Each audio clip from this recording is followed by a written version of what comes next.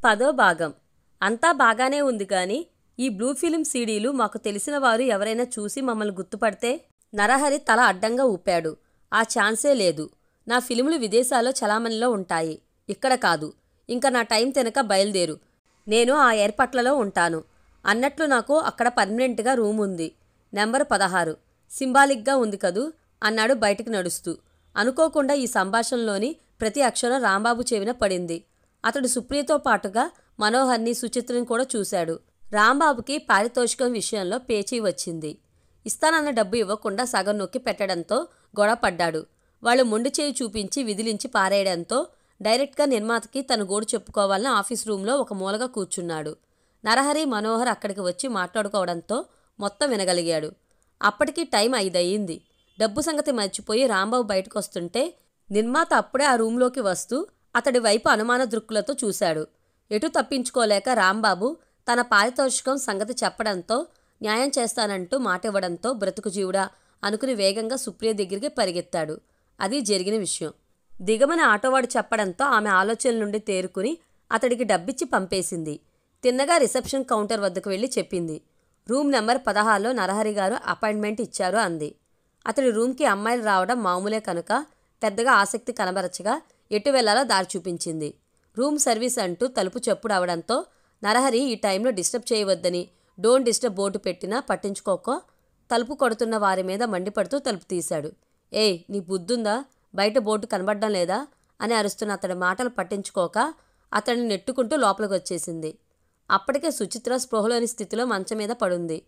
Manohar towel మాత్రం కట్టుకుని కుర్చీలో కూర్చుని విస్కీ తాగుతున్నాడు. అంత హఠాత్తుగా లోపలికొచ్చిన సుప్రియను చూసి అదిరిపడ్డ అతడు గ్లాస్ కింద పడేసి లేచి నిల్చుని ఆమె వైపు నిలువు గుడ్లేసుకుని చూడసాగాడు. తనింకా 5 నిమిషాలు ఆలస్యంగా వచ్చి ఉంటే అనర్థం జరిగిపోయి సుచిత్ర జీవితం కుక్కలు చింపిన విస్తరి అయ్యేది.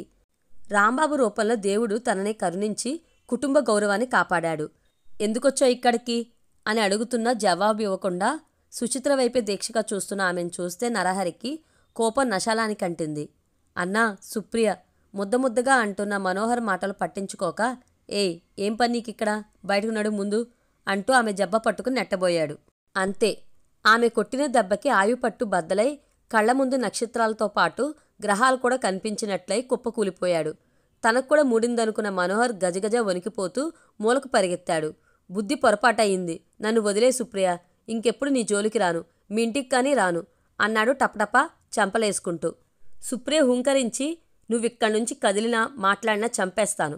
నేను చెప్పే వరకు అక్కడ నోరు మూసుకుని కూర్చో అని అతన్ని గదమాయించి ఫోన్ తీసి తండ్రికి, నాగమణికి ఉన్న పలానా తనున్న చోటుకి అర్జెంటుగా రమ్మంటూ ఫోన్ చేసింది. గోపాలరావు, నాగమణి ఏం జరిగిందో అర్థం కాక ఉన్నపాటుగా లక్ష్మీప్రియకు బయలుదేరి వచ్చేశారు. వారొచ్చేసరికి 2 కానిస్టేబుల్స్, ఎస్ఐ, రాంబాబు అక్కడికి వచ్చారు. తను తాగిన విస్కీ మత్తు దిగిపోగా మనోహర్ షర్టు మాత్రం వేసుకుని బిక్కుబిక్కుమంటూ కూర్చున్నాడు. తమ ప్లాన్ ఇంతగా వికడించి రసాభాస అవుతుందనుకుంటే అసలు ఈ పనికి ఒప్పుకునేవాడే కాదు. డబ్బాస్తో పాటు కొరకంచు సుప్రియ మీద ఆశ వదులుకుని కనీసం సుచిత్రనైనా పెళ్లి చేసుకుంటానని నాగమణిని అడిగితే తిట్టి అవమానించింది. ఇంకోసారి పెళ్లి మాట ఎత్తితే చెప్పుతో కొడతానని బెదిరించడంతో అప్పటికి తలంచుకుని మౌనంగా అక్కడి నుండి వెళ్ళిపోయాడు. అప్పటినుండి సుప్రియని, సుచిత్రని ఎలా నవ్వుల పాలు చేయాలని ఆలోచిస్తూనే ఉన్నాడు. అనుకోని విధంగా నరహరి బ్లూ ఫిల్మ్ రూపంలో ఆ అవకాశాన్ని కలిగించడంతో ముందు కొంచెం భయపడినా ఒక్క దెబ్బకు 2 పిట్టలని ఆనందంగా ఒప్పేసుకున్నాడు. ఇటు డబ్బు రావడమే కాదు, ఆ ఫిల్ము తాలూకు సీడీ ఒకటి తన దగ్గర ఉంచుకుని నాగమణ్ణి బ్లాక్మెయిల్ చేసి సుచిత్రను పెళ్లాడి ఆ ఇంటికి అల్లుడు అయిపోవచ్చునని ఆశపడిపోయాడు. అదీ కాక తన సినిమాలో హీరో వేషం కూడా ఇస్తాననడంతో ముందు వెనకలు ఆలోచించకుండా ఈ పనిలోకి దూకాడు. దానికి పర్యవసానం ఇప్పుడు కళ్ళెదుటుగా కనిపిస్తుంది. సుప్రియ జరిగిన సంగతి వివరించడంతో గోపాలరావు మొహం కఠినంగా మారింది. నాగమణి కోపంగా ఊగిపోతూ మనోహర్ మీదకు దూకి ఆ చెంప ఈ చెంప వాయించేసింది. ఎస్ఐ గోపాలరావును చూడగానే సెల్యూట్ చేసి, మీ అమ్మాయి సార్, ఇంటికి తీసుకువెళ్ళండి. ఇక్కడ ఎక్కువసేపు ఉండడం మంచిది కాదు. పత్రికల వాళ్ళకి వాసన తగిలిందంటే రేపటికల్లా ఈ విషయం పబ్లిక్ ఇష్యూ అయిపోతుంది అన్నాడు కృతజ్ఞతతో. అవును మరి, అతడి తల్లికి ఆపరేషన్ చేసి ప్రాణదానం చేసిన డాక్టర్ అతను. స్పృహలు లేదంటే ఈ విషయంలో మీ అమ్మాయి ప్రమేయం ఏమీ ఉండదు. స్పృహ వచ్చాక ఈ విషయం గురించి ఏమీ తెలియనట్లు ఉంటేనే మంచిది అన్నాడు కింద పడి ఉన్న నరహర్ని, మనోహర్ని కానిస్టేబుల్స్కి అప్పచెప్తూ. అక్కడున్న పరంజామా అంతా చూసి గోపాలరావు సంశయిస్తూ అడిగాడు. ఎటువంటి అఘాయిత్యం జరగలేదు కదా అన్నాడు. ఎస్ఐ కెమెరా అటు ఇటు తిప్పి చూసి, ఆ భయమేమీ అక్కర్లేదు సార్, ఇది ఇంకా ఓపెన్ చేయలేదు కూడా, షట్టర్ మూసేసి ఉంది. మరితడు మేడం గారి బంధువు కదా, ఏం చేయమంటారో అన్నాడు ఎస్ఐ. నాగమణి చీత్కారం చేసింది. బంధుత్వాన్ని కూడా మరచి ఎప్పుడైతే నా కూతురిని చెరపట్టాలనుకున్నాడో, దాని బ్రతుకుని నిప్పుల గుండంలోకి నెట్టాలనుకున్నాడో, ఆ క్షణం నుండే నా దృష్టిలో వాడు చచ్చిన వాడి కింద లెక్క. వాడిని మీరెంత కఠినంగా శిక్షిస్తే అంత ఎక్కువ సంతోషిస్తానో అంది. అయితే ఇంకే, వీడి భరతం పడతాం, మీరింటికి వెళ్ళిపోండి సార్ అని వెళ్ళిపోయాడు. మత్తు వదిలి కళ్ళు తెరిచిన సుచిత్ర నాకేమైంది అంటూ లేచి కూర్చుంది. రాంబాబుని రేపు ఇంటికొచ్చి కలుసుకోమంటూ తమ ఇంటి అడ్రస్ ఇచ్చి పంపేసింది సుప్రియ. ఇంటికి చేరుకున్నాక కూడా తల్లిదండ్రుల గాంభీర్యం, అక్క ముభావం ఇవేమీ కూడా పట్టించుకోలేని స్థితిలో ఉన్న సుచిత్ర తన గదిలోకి వెళ్ళి మత్తుగా పడుకుంది. ఇంటి పట్టున ఉండక క్లబ్బులంటూ తిరుగుతావు, చూశావుగా నీ ముద్దుల కూతురికి ఎటువంటి గతి పట్టిందో. సమయానికి నా బంగారు తల్లి వెళ్ళి రక్షించకపోతే జరిగిన అవమానానికి తలో కాస్త విషం తీసుకోవాల్సి వచ్చేది. ఇకనైనా నీ తిరుగుళ్ళు మాని ఆడపిల్ల కన్న తల్లిగా దాని మంచి చెడ్డలు చూసుకో. భర్త మందలింపుకి నాగమణి కళ్ళు వర్షించసాగాయి. తన కూతురికి తప్పిన గండం తలుచుకుంటే నిలువెల్లా భయం ఆవహించి వెన్ను జలధరించింది. తన కూతురుని రక్షించి తనకి క్షేమంగా అప్పగించిన సుప్రియ అంటే ఇన్ని సంవత్సరాలుగా మంచులా గడ్డకట్టి ఉన్న అసూయ, ద్వేషం, అయిష్టత కన్నీటి రూపంలో ఆమె మనసులో నుండి బయటికి నెట్టివేయబడి పూర్తిగా ప్రక్షాళన చేయబడింది. అమ్మా సుప్రియ, ఎన్ని జన్మలెత్తినా నువ్వు చేసిన ఉపకారం మర్చిపోను, నీ రుణం తీర్చుకోలేనిది అంది ఆమెను కౌగిలించుకుని ఏడుస్తూ. భలే దానివి పిన్ని, శుచి నాకు పరాయిదా, చెల్లెలు కాదా అంది అనునయంగా. నిజంగా నా మీద నీకు కోపం లేకపోతే నువ్వు కూడా నన్ను అమ్మ అని పిలువు. చిన్నప్పుడు నీ మీద అసూయతో నీకు చేసిన ద్రోహాన్ని క్షమించు అంది ఏడుస్తూ. ఎందుకమ్మా అంతలా బాధపడతావు? నన్ను మగపిల్లాళ్లా పెంచడం వల్లనే కదా నాలో తెగింపు, ధైర్యం అలవడ్డాయి. నువ్వే ఉద్దేశంతో చేసినా నాకు మేలే జరిగింది అంది నవ్వుతూ. హాని చేసేవారికి కూడా క్షమాభిక్ష పెట్టే గుణం, తనకి చెడు జరిగినా ఎదుటివారిని నిందించక అందులోని మంచిని మాత్రం స్వీకరించే ఔదార్యం ఎందరిలో ఉంటాయి. నిజంగా తన కూతురు ఆనిముత్యం అనుకున్నాడు గోపాలరావు ఆమె సమాధానం విని. ఆ మన్నాడే పేపర్లో వచ్చిన వార్త చాలామందికి హాట్ టాపిక్ అయింది. హోటల్ లక్ష్మీప్రియ మీద దాడి జరిగి డైరెక్టర్ ముసుగులో బ్లూ ఫిల్మ్లు తీస్తూ విదేశాలకు ఎగుమతి చేస్తున్న నరహరి వైనం కథలు కథలుగా ప్రచురించారు. అందులో ఎక్కడా మనోహర్ పేరు ప్రస్తావించకపోవడంతో ఒకంత ఆశ్చర్యానికి లోనే గోపాలరావు ఎస్ఐకి ఫోన్ చేసి అడిగాడు. ఎందుకు సార్ అతడి ప్రమేయం? తీగలాగితే డొంక కదులుతుంది. కావాలనే అతన్ని ఈ కేసు నుండి తప్పించాము. మీరేం వర్రీ కాకండి. కనీసం 5-6 సంవత్సరాలు శిక్ష పడేలా వాణ్ణి ఇరికించి ఎఫ్ఐఆర్ కూడా రాయడం అయిపోయింది. మీరింకా స్టేషన్కి వచ్చే పని కూడా లేదు. నిశ్చింతగా ఉండండి అని ఫోన్ పెట్టేశాడు. జరిగిన సంఘటనలకు సుప్రియ చాలా డిస్టర్బ్ అయ్యింది. స్వీటీ చెప్పా పెట్టకుండా ఊరికి పోవడం కూడా ఆమెకి అసహనం కలిగిస్తుంది. మిగిలిన బ్యాలెన్స్ అమౌంట్ 5 లక్షలు చెక్కు వచ్చినా అనాసక్తిగా పక్కన పడేసింది.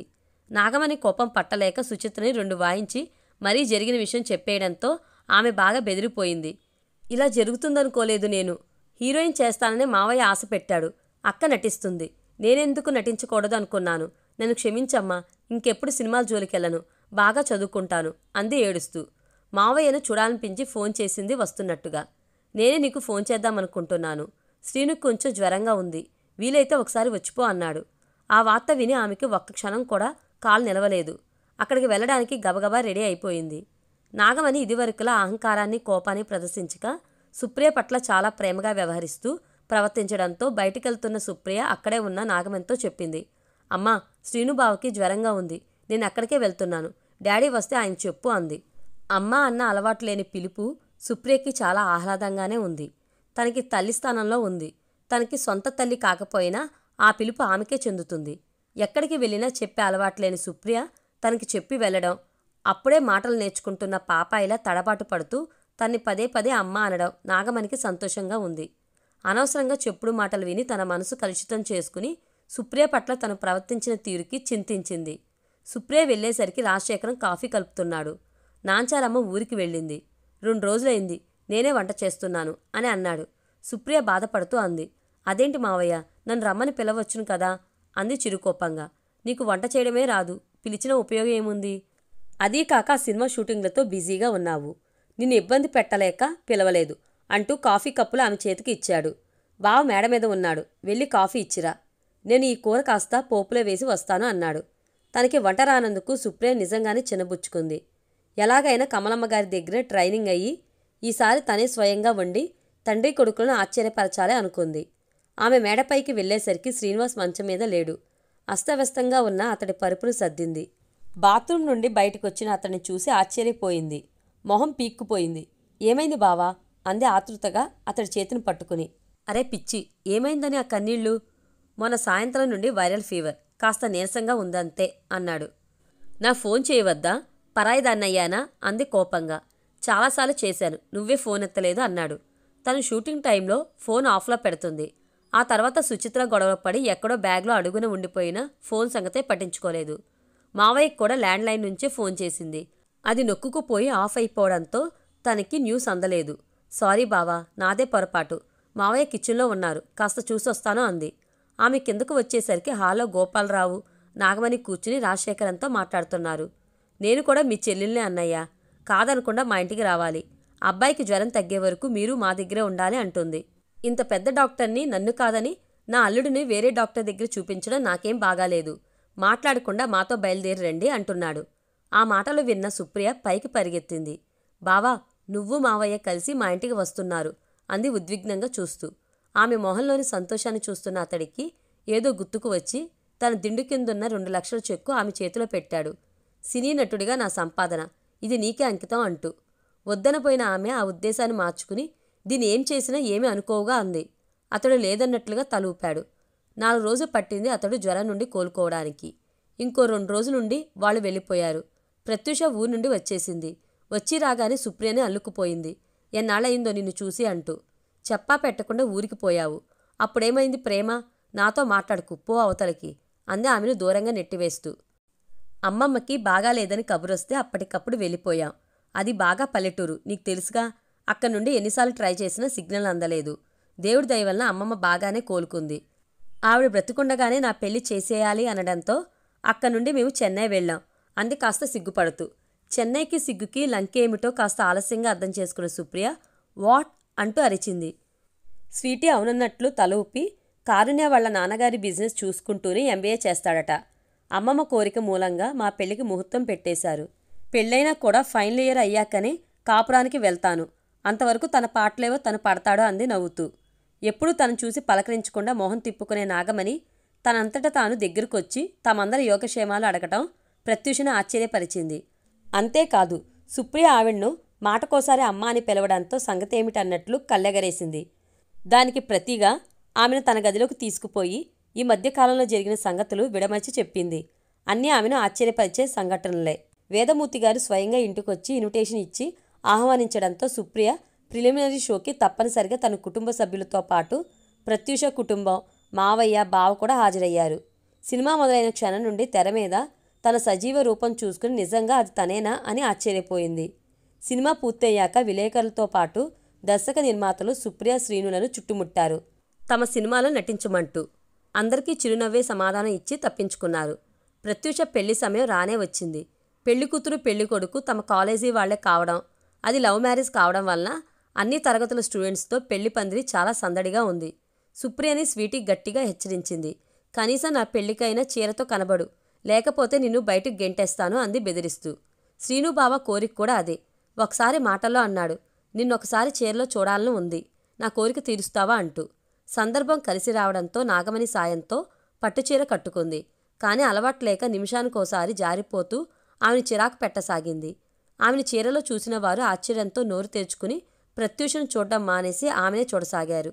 నేనందుకే చీర కట్టుకోను, పెళ్లి చూడడం మానేసి అందరూ నన్నే చూస్తున్నారు అంది శ్రీనివాస్తో. చీరలో ఎంత ముద్దొస్తున్నావో తెలుసా? ఇంకా జడ వేసుకుని పూలు పెట్టుకుంటే సాక్షాత్తు మా అత్తయ్యలాగే ఉంటావు అన్నాడు. ప్రత్యూష పెళ్లి అట్టహాసంగా జరిగిపోయింది. సుచిత్ర తన దృష్టిని చదువుపై కేంద్రీకరించి తిండి పిచ్చి, టీవీ పిచ్చి వదులుకుని దారిలో పడింది. సుప్రియ తన ఖాళీ సమయాన్ని కమలమ్మ గారి దగ్గర వంటలు నేర్చుకోవడంలో వినియోగిస్తున్నది. శ్రీనివాస్ సాఫ్ట్వేర్ కంపెనీలో జాబ్ సంపాదించాడు. కారుణ్య తన చదువు, బిజినెస్తో బిజీగా ఉన్నా నెలకొకసారైనా ప్రత్యూష కోసం హైదరాబాద్ వస్తున్నాడు. సుప్రియ జుట్టు పెంచుకోసాగింది. అంతేకాదు, చేనేత చీరలు పొందిగ్గా కట్టుకుని రావడంతో ప్రత్యూషే కాదు, ఆమె గురించి తెలిసిన వారు కూడా ఆమెలోని ఈ మార్పుని నమ్మలేకపోతున్నారు. తనకి బావకి పారితోషికంగా వచ్చిన 2 చెక్కులను అనాథ శరణాలయానికి, వృద్ధాశ్రమానికి అందజేసింది. ఆమె నటించిన చిత్రం అనూహ్యంగా హిట్టయ్యి 100 రోజులు పండగ చేసుకుంది. అంతేకాదు, ఉత్తమ నటి అవార్డును కూడా గెలుచుకుంది. అయినా సినిమా పట్ల తన దృక్పథాన్ని మార్చుకోలేదు. డిగ్రీ పూర్తి చేశాక తను బావని పెళ్లి చేసుకోవాలి. వెండితెర మీద నటన పేరుతో తమ ఎమోషన్స్, ఫీలింగ్స్ అందరికీ పంచడం ఆమెకి ఇష్టం లేదు. ఎలాంటి భావాలనైనా సరే అవి తన బావతోనే పంచుకోవాలి. తన పరీక్షలు అయిపోగానే శ్రీనివాస్తో పెళ్లి ముహూర్తాలు ఖరారు చేశారు. పెళ్లి కూతురుగా సుప్రియ మెరిసిపోతుంది. శ్రీనివాస్ అయితే ఆమె నుండి చూపులు తిప్పుకోలేకపోతున్నాడు. స్నేహితుల వేలాకోలాలు, ఆట పట్టించడాలతో పెళ్లి వేడుక అట్టహాసంగా ముగిసింది. ఎక్కడికి వారు అక్కడికి వెళ్ళిపోవడంతో ఏకాంతం దొరికింది. కొత్త బట్టలు, మెడలో పసుపుతాడు, నల్లపూసలు, మొహంలో సిగ్గుదొంతరలతో ఉన్న ఆమెను ఎంత చూసినా తనివి తీరడం లేదు. ఆ రాత్రి మధురమైన తొలిరేయి. ఎంతో కళాత్మకంగా తీర్చిదిద్దిన ఆ గది తనకి సుప్రియమైన ప్రియురాలి సోయగాల ముందు దిగదుడిపే అనుకుని ఆమె కోసం నిరీక్షించసాగాడు. తన దరికి వస్తున్న సుప్రియ చేతిలోని పాల గ్లాసును పక్కన పెట్టి ఆమెను చుట్టేశాడు. అయ్యో తలుపులు బావా, ఎవరైనా చూస్తారు అని అంటున్న ఆమె మాటలు చెవిన పడి చటుక్కున తలుపులు బంధించి ఆమెను తన బిగి కౌగిల్లో బంధించాడు. అతడి పెదాలు ఆర్తిగా ఉచ్చరిస్తున్నాయి. నా ప్రేమ తపస్సు ఫలించి లభించిన ప్రియబాంధవివి. ఎన్ని జన్మలైనా నువ్వు నాదానివి. అతడి చేతుల్లో ఆమె మైనంలా కరిగిపోతుంది. అవును బావా, ఇది ఈ జన్మ బంధం కాదు, ఎప్పటికీ నిలిచే ఉంటుంది అని ఆర్తిగా అతడి చుట్టూ తన చేతులు పెనవేసింది. వారి చేతలకు ఆకాశంలోని చంద్రుడు, చుక్కలు సిగ్గుపడి మబ్బులను చాటు చేసుకున్నాయి. ఈ వీడియో కనుక మీకు నచ్చినట్లయితే లైక్ చేయండి, షేర్ చేయండి. మరిన్ని ఇంట్రెస్టింగ్ వీడియోస్ కోసం మన ఛానల్ తప్పకుండా సబ్స్క్రైబ్ చేసుకోండి. వీడియోస్ నోటిఫికేషన్ కోసం పక్కనే ఉన్న బెల్ ఐకాన్ని క్లిక్ చేయండి. Thank you.